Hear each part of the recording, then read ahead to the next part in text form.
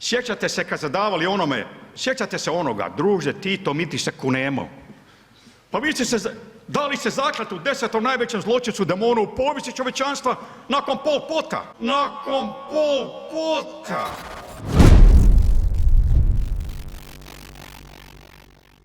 Poštovane kolege, kolegice, ja sam znao što će danas biti, nije bilo druga Stazića dugog vremena, ali sam znao, ko naručeno. A moramo shvatiti, moramo oprostiti nekim ljudima zato jer oni su još u tom zatočeni, u tom duhu boljševičkog sotonizma. Komunizam je patologija, ti su ljudi bolesni. Po tome zaboravimo te stvari i treba liječenje i deprogramiranje i čip iz glave izvaditi.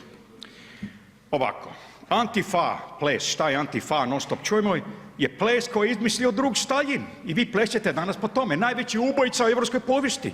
Drug Staljin je to izmislio da sakrije komunističke zločine, vi to dobro danas radite i vama smeta Dario Kodić koji ja znam, koji je najčasniji čovjek koji sam ikada upoznao. Bio sam u 3 vojske, evo.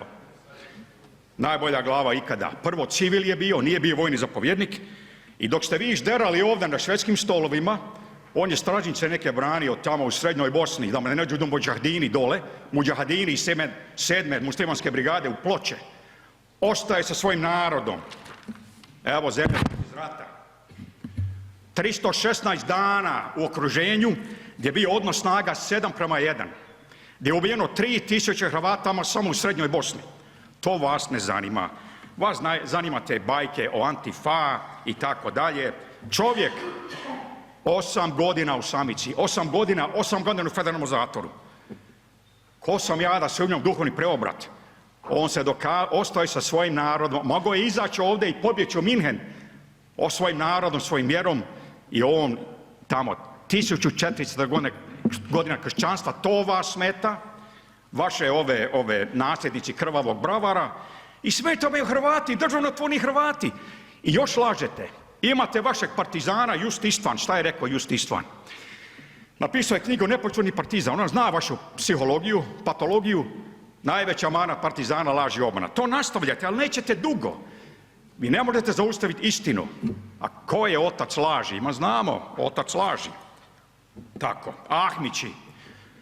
Kad ste čuli o Trusini? Ja sam dole bio zapovjednik.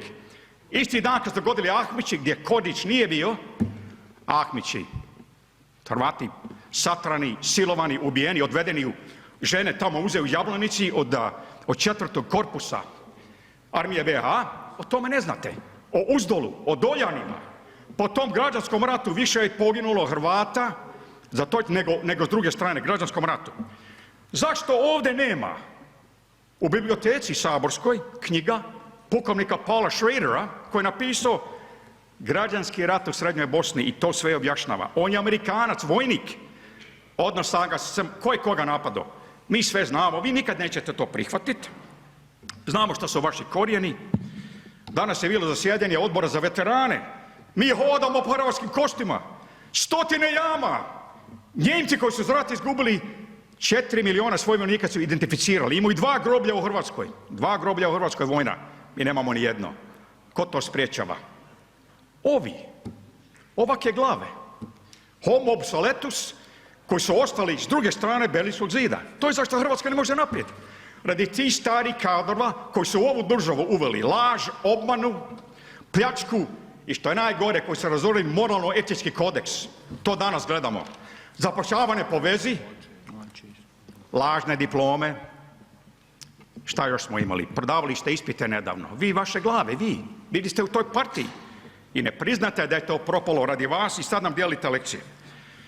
Ima neka kratka pitanja, ovako, meni niste jasni još ali možete se promijeniti, ja u Boga vjerujem, nisam savršen kršćanin, otiđite i ispovijedite se. Sjećate se kad ste davali onome, sjećate se onoga, druže Tito, mi ti se kunemo. Pa vi ste se, dali ste zakletvu 10. najvećem zločincu demonu u povijesti čovječanstva nakon Pol Pota. Ispovijedite se, prekrstite se, ja ću s vama razgovarati onda, a ne prije toga, mister Stazić, jer vama je ne sveto trojstvo, drug Tito, krvavi bravar, Marks i Lenin. A ima neka pitanja su mi čudna, zašto vi idete na groblje na svi svete? Na svi svete palite svijeće.